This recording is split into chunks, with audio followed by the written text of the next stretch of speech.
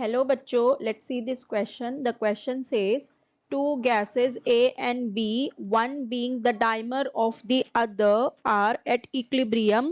Decreasing of pressure at constant temperature or increasing of temperature at constant pressure favors the formation of more of B. The reaction could not be represented by, and we have been given with the four options, with the four reactions. Okay, सो देखो इस question में हमें क्या कह रहा है। इस question में हमें ये कह रहा है कि हमारे पास दो गैसेस है, one is A and other one is B. ठीक है, सो इसमें से one being the dimer of the other at equilibrium. Equilibrium पे क्या होती है, कोई एक जो है वो डाइमर फॉर्म में आ जाती है एट इक्विलिब्रियम। अब हमें एक कंडीशंस दी हुई है कि decreasing of pressure at constant temperature or increasing of temperature at constant pressure favors the formation of more of B, so the reaction could not be represented by। ठीक है, सो देखो हमारे पास दो कंडीशंस दी हुई है। तो पहली कंडीशन हमारे पास क्या है, हम दोनों कंडीशन में देख लेते हैं। पहली कंडीशन हमें दी है कि हमें जो प्रेशर है उसको क्या करना है, डिक्रीज करना है। ठीक है, डिक्रीज ऑफ प्रेशर दी हुई है। हमें ये कह रहा है कि अभी क्या है हमारा, अगर हम टेम्परेचर को कांस्टेंट रख के, टेम्परेचर को कांस्टेंट रख के हम क्या कर रहे हैं, प्रेशर को डिक्रीज कर रहे हैं, तो क्या हो रहा है देखो,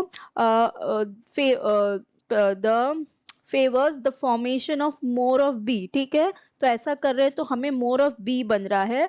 और एक हमें कंडीशन दी हुई है दूसरी, वो क्या है कि हम टेम्परेचर को इंक्रीज कर रहे हैं एट कांस्टेंट प्रेशर। ठीक है, दूसरी कंडीशन क्या है, हमें क्या करना है, इंक्रीज ऑफ टेम्परेचर करना है। ठीक है, हमें करना है increase of temperature at constant pressure. ठीक है, ये दो कंडीशन है और हमें करके देखना है कि हमारा फिर रिएक्शन जो है वो कहाँ फेवर्स हो, बी की तरफ फेवर हो, तो हमारा ऐसा हम किस तरह से उसे लिख सकते हैं। ठीक है, सो तो देखते हैं। सो देखो सबसे पहली चीज तो हमें क्या चाहिए, डिक्रीज ऑफ प्रेशर करना है एट कांस्टेंट टेम्परेचर, और रिएक्शन को हमें बी की तरफ फेवर करना है। ठीक है, तो जहां पे बी है वो साइड हमारा इक्विलिब्रियम शिफ्ट होना चाहिए, इसका मतलब ये है। ठीक है, सो देखो डिक्रीज इन प्रेशर, जब हम प्रेशर को डिक्रीज करते हैं, जब हम when we decrease the pressure, when pressure decrease, तो हमारा जो इक्विलिब्रियम होता है, equilibrium shifts to the side, to the side where, to the side where more number of moles of gases are present, more number, sorry, more number of, more number, we'll write more number of gases are present। ठीक है, more number of gases are present, इसका मतलब क्या कि जब हम pressure को decrease करते हैं, जब हम प्रेशर को डिक्रीज करते हैं तो हमारा इक्विलिब्रियम कहाँ शिफ्ट करता है, जहाँ पे हमारा नंबर ऑफ मोल्स गैस का ज़्यादा हो। ठीक है, और हमें क्या करना है, हमें बी के फेवर में करना है। ठीक है, तो मतलब जहाँ पे बी का नंबर ऑफ मोल ज़्यादा होगा, हम तो वहाँ पे हमारा शिफ्ट होना चाहिए। सो देखो इसमें कौन सी पॉसिबिलिटी हो सकती है, एक पॉसिबिलिटी हो सकती है ये, एक पॉसिबिलिटी हो सकती है ये, क्योंकि इन्हीं दो रिएक्शन में देखो, यहाँ पे ए का एक मोल है और बी का दो मोल है, यहाँ पे ए का एक मोल है और बी का दो मोल है, तो इसका मतलब हमें बी के फेवर में रिएक्शन करना है। और जब हम डिक्रीज करते हैं प्रेशर, तो हमारा इक्विलिब्रियम कहाँ शिफ्ट करता है, जहाँ पे more number of moles of gases हो। ठीक है, so more number of mole gases किस किस वाले केस में आ रहे हैं, हमारे सी और डी में आ रहे हैं। ठीक है, तो अगर हमने ये वाली कंडीशन लगाई डिक्रीज इन प्रेशर वाली, तो हमें या तो ये मिलेगी या तो ये वाली रिएक्शन हम कह सकते हैं। ठीक है, अब हम दूसरी वाली कंडीशन लगा के देखते हैं कि इन दोनों में से एक्चुअल में हम किस तरह से रिएक्शन को लिख सकते हैं। ठीक है, अब देखो जो हमारी दूसरी कंडीशन है, इस कंडीशन में हमें ये कह रहा है कि हमारा अब क्या है, हमने टेम्परेचर को इंक्रीज किया, प्रेशर को कांस्टेंट करके टेम्परेचर को इंक्रीज किया। ठीक है, सो ली शैटिलियस प्रिंसिपल हमारा टेम्परेचर के केस में क्या कहता है, देखो ये दोनों ही हम किस बेसिस पे डिफाइन कर रहे हैं, ली शैटिलियस के लॉ पे डिफाइन कर रहे हैं। ठीक है, ली शैटिलियस लॉ और ली चैटलियस प्रिंसिपल के बेसिस पे डिफाइन कर रहे हैं, ठीक है। तो ली चैटलियस प्रिंसिपल प्रेशर के बारे में ये कहता है कि अगर हम प्रेशर को डिक्रीज कर रहे हैं तो हमारा इक्विलिब्रियम वहाँ शिफ्ट होगा जहाँ पे more number of moles of gases है। और टेम्परेचर के बारे में ये कहता है if the reaction if reaction is exothermic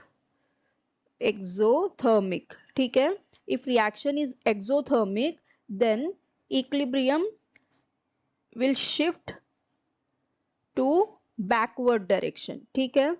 जब हमारा रिएक्शन एक्सोथर्मिक होगा मतलब हीट ऑलरेडी निकल रही है रिएक्शन में, तो अगर ऐसे केस में हम अगर टेम्परेचर को इंक्रीज कर देते हैं, ठीक है, ऐसे केस में अगर if the reaction is exothermic and we increase temperature तो हमारा इक्विलिब्रियम कहाँ शिफ्ट होता है, बैकवर्ड डायरेक्शन में। और इसी का रिवर्स हो जाता है उल्टा if the reaction is endothermic, ठीक है। एंडोथर्मिक मतलब हीट हमें रिक्वायर है, हीट हमें लग रही है रिएक्शन में, और इस केस में अगर हम टेम्परेचर को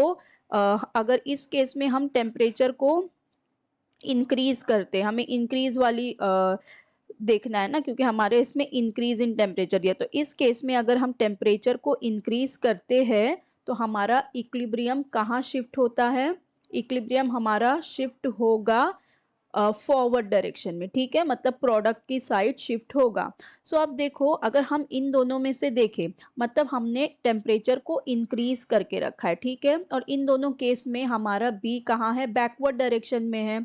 तो इसका मतलब हमें क्या करना है, हमारी जो इक्विलिब्रियम है वो बैकवर्ड डायरेक्शन में शिफ्ट होनी चाहिए। तो बैकवर्ड डायरेक्शन में हमारी इक्विलिब्रियम कब शिफ्ट होगी, जब हमारी रिएक्शन हो एक्सोथर्मिक। सो देखो अभी इन दोनों में से, ये सी और डी में से जो सी वाली है इसमें हमारे पास -Q किलो कैलोरीज आई है हमारे एनर्जी की वैल्यू, डेल्टा एच की वैल्यू। तो माइनस का मतलब होता है एक्सोथर्मिक, मतलब हीट निकल रही है। सो इसका मतलब ये जो सी वाली रिएक्शन है इस केस में अगर हम टेम्परेचर को इंक्रीज करेंगे तो हमारा इक्विलिब्रियम कहाँ शिफ्ट होगा, बी की तरफ होगा, ठीक है। सो इन दोनों ही केस को करने के बाद हमें क्या मिला, ये जो हमें सेकंड वाला भी मिला था टेम्परेचर के केस में ये भी रॉन्ग हो गया। तो मतलब बाकी ये 3 तरीके से हम हमारी रिएक्शन को नहीं रिप्रेजेंट कर सकते, ठीक है। देखो हमें बोला है कि the reaction could not be represented by, तो हमें ये बताना है कि रिएक्शन को हम किस तरह से रिप्रेजेंट नहीं कर सकते। तो the only way by which we can represent this reaction is this C1। So हमारा करेक्ट ऑप्शन क्या हो जाएंगे, option A, B and D, क्योंकि पूछा है किस तरह से हम रिप्रेजेंट नहीं कर सकते, ठीक है। तो हम A, बी और डी वाली रिएक्शन की तरह इसे रिप्रेजेंट नहीं कर सकते, तो यही हमारे क्या हो जाएंगे, आंसर हो जाएंगे, ठीक है। I hope you understood it well, best of luck, thank you.